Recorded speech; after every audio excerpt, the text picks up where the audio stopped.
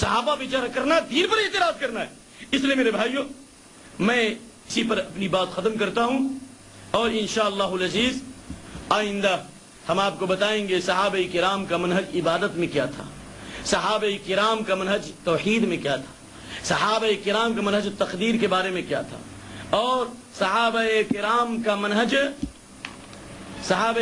منہج حق واضح ہونے کے بعد صحابہ کرام کس طرح قرآن و سنت کو قبول کر لیتے تھے، اور صحابہ میں اختلاف تھا تو کس قسم کا اختلاف تھا، یہ بات، اور صحابہ میں جب اختلاف ہوا تو اختلاف کیسے دور ہوا، ایک، اور تو اجتماعیت کیسے آئے گی، توحید کے ذریعے آئے گی یا تعداد کے ذریعے آئے گی، اور اسی طریقے سے آج غلو اور شخصیت پرستی جو امت کے جسم کو گھن کی طرح کھا رہی ہے اور امت کو برباد کر رہی ہے. صحابہ کرام کا کیا منہج تھا؟ صحابہ کرام نبی کی تعظیم کے لیے کھڑے نہیں ہوتے تھے جی، تو کیا صحابہ کرام گستاخ تھے؟ اور صحابہ کرام کا منہج تھا دنیا میں امن و سلامتی قائم کرنا، دنیا میں امن و شانتی لانا. اس جیسی بہت سی اہم باتیں اور ضروری نکات اور پوائنٹس ہیں جو انشاءاللہ اپنے وقت پر بیان کیا جائے گا. میں دل کی گہرائیوں سے اپنے لیے اور آپ کے لیے ہدایت کی دعا کرتا ہوں اور اللہ رب العالمین سے توفیق مانگتا ہوں. اللہ تعالیٰ اپنے فضل و کرم سے ہماری نیتوں کو خالص فرمائے، ہماری زبانوں کو درست فرمائے اور ہمارے اعمال کو ٹھوس کر دے، اور اللہ ہمارے صفوں میں اتحاد پیدا فرما دے، اور اللہ رب العالمین ہمیں منہج صحابہ کی روشنی میں زندگی گزارنے، اسی کی طرف دعوت دینے اور اسی پر مرنے کی توفیق نصیب فرمائے. ربنا لا تزغ قلوبنا بعد إذ هديتنا وهب لنا من لدنك رحمة إنك أنت الوهاب. ربنا اغفر لنا ولإخواننا الذين سبقونا بالإيمان ولا تجعل في قلوبنا غلا للذين آمنوا ربنا إنك رؤوف رحيم. وصلى الله تعالى على خير خلق محمد وعلى آله وصحبه أجمعين. والسلام عليكم ورحمة الله وبركاته. انشاءاللہ آئندہ پیر کو میں پوری کوشش کروں گا کہ اپنے اس موضوع کو بہت حد تک مکمل کروں. اس لیے آپ حضرات سے درخواست ہے کہ آپ حضرات ضرور تشریف لائیں اور دعا کریں کہ اللہ میرے لیے آنا آسان فرما دے. اللہ تعالی ہر چیز خیر کی توفیق نصیب فرمائے، ہر فتنے سے ہماری حفاظت فرمائے. بارک اللہ فیکم.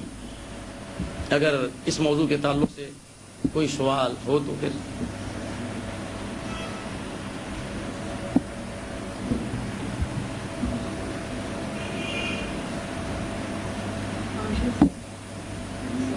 جی زور سے بولیے یا یہاں کے بولیے تاکہ آپ. علیکم السلام ورحمۃ اللہ وبرکاتہ. سوال یہ ہے کہ صحابہ کے منہج کے طریقے سے اور صحابہ جو آپ نے ستارہ والی حدیث پیش کی ہے، ایک ہمارے دوست اسی طرح کی ایک حدیث پیش کیے تھے کہ صحابہ اسلام ستارے کی طرح ہے. جزاک اللہ خیر، جزاک اللہ. بہت اچھا بہت اچھا بہت اچھا. اللہ بہت اچھا. میں چاہ رہا تھا اس حدیث کو واضح کرنا لیکن نصیحت وما انسانی الا الشیطان، شیطان نے بولا. اللہ جزائے خیر دے. بہت اہم سوال ہے. حدیث مسلم شریف کی میں نے پڑھی آپ کے سامنے 2531 نمبر کی. اللہ کے نبی صلی اللہ علیہ وسلم نے امت کے لیے تمام صحابہ کو ستارہ کہا ہے. ٹھیک ہے، تمام صحابہ کو ستارہ کہا ہے. ایک ستارے سے خوبصورتی نہیں ہوتی بلکہ تمام ستاروں کے ملنے سے. سمجھ میں آ گیا؟ ایک منٹ. تو اسی طرح تمام صحابہ امت کے لیے ستارے ہیں. ایک صحابی کو نبی نے ستارہ نہیں کہا. اس کے مقابلے میں ایک حدیث جو پیش کی جاتی ہے جو سلسلۃ الاحادیث الضعیفہ جلد نمبر 1 اور شروع میں یہ حدیث گڑی ہوئی موضوع حدیث ہے، نبی کی طرف منسوب کی جاتی ہے، باطل حدیث ہے. موضوع اس حدیث کو کہتے ہیں والکذب المختلق المصنوع علی النبی فذلک الموضوع. جو جھوٹی حدیث نبی کی شان میں گڑھ دی جائے، نبی کی طرف نسبت کر دی جائے، اس حدیث کو موضوع کہتے ہیں، گڑی ہوئی حدیث. تو جو موضوع حدیث، جو گڑی ہوئی حدیث جو اس بیان میں پیش کی جاتی ہے تقلید کے اس بات میں، جو ہمارے بھائی نے کہا وہ کون سی روایت ہے میں پڑھتا ہوں. اس کو حدیث بھی نہیں کہیں گے، اس کو روایت کہیں گے. کیا کہیں گے؟ موضوع روایت. کیا ہے؟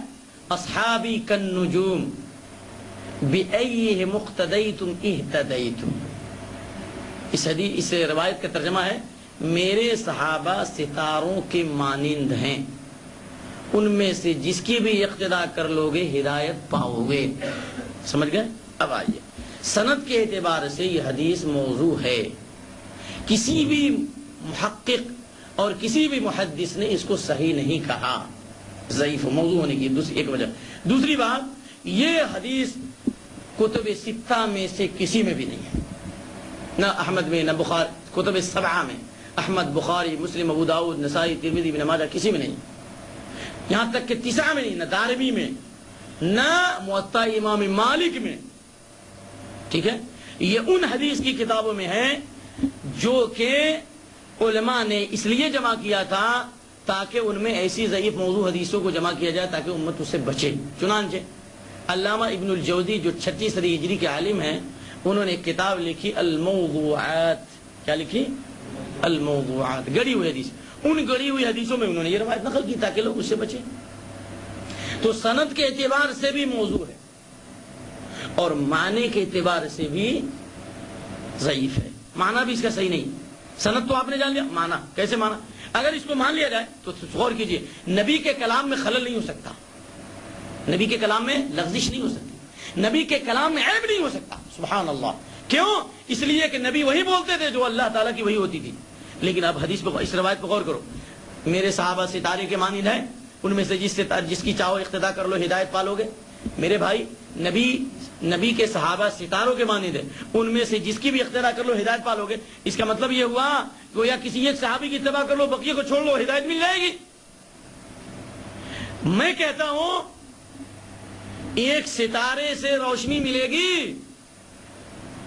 بولو، ایک ستارے سے روشنی ملے گی. یہ تمام ستارے ملتے ہیں تب روشنی ملے گی. مان آسمان میں بادل چھایا ہوا ہے، تمام ستارے چھپے ہوئے ہیں، صرف ایک ستارہ ظاہر ہے، اس کے باوجود بھی آپ کو اندھیرا رہے گا. اس لیے یہ کہنا کہ صحابہ ستارے کے مانند ہیں، ان میں سے جس کی بھی اقتدا کر لو ہدایت پالو گے، تو ایک ستارے سے جس طرح ہدایت نہیں مل سکتی، کسی ایک صحابی سے بھی ہدایت نہیں مل سکتی. تمام صحابہ کی اتباع ضروری ہے. کیوں؟ اس لیے کہ ایسے بھی صحابہ ہیں جن سے غلطیاں ہوئیں، معصوم نہیں تھے. نبی معصوم ہوتا ہے، غیر نبی معصوم نہیں ہوتی. نبی پہ وحی آتی ہے، صحابی پہ وحی نہیں آتی. نبی کی ہر بات کا ماننا فرض ہے، صحابی کی ہر بات کا ماننا فرض نہیں. دلیل اگر ایسی بات ہوتی تو میرے پیارے بھائی بتاؤ، حضرت ابو بکر صدیق رضی اللہ تعالیٰ عنہ کو دادی کو کتنا حصہ ملے گا، یہ حدیث نہیں معلوم تھی. موطا امام مالک کے اندر موجود ہے، اور اس کی شرح لکھی حنفیوں کے بہت بڑے عالم علامہ زکریا رحمۃ اللہ علیہ نے لکھی. حضرت ابو بکر صدیق کو حدیث نہیں معلوم تھی رضی اللہ تعالیٰ عنہ، کس چیز کی؟ دادی کو کتنا حصہ ملے گا. اگر ایک صحابی کی اتباع کرو تو حضرت عمر بن خطاب رضی اللہ تعالیٰ عنہ کو آندھی کی حدیث نہیں معلوم تھی. حضرت عمر بن خطاب رضی اللہ تعالیٰ عنہ کو دیت کی حدیث نہیں معلوم تھی. حضرت عمر بن خطاب رضی اللہ تعالیٰ عنہ تیمم کی حدیث بھول گئے.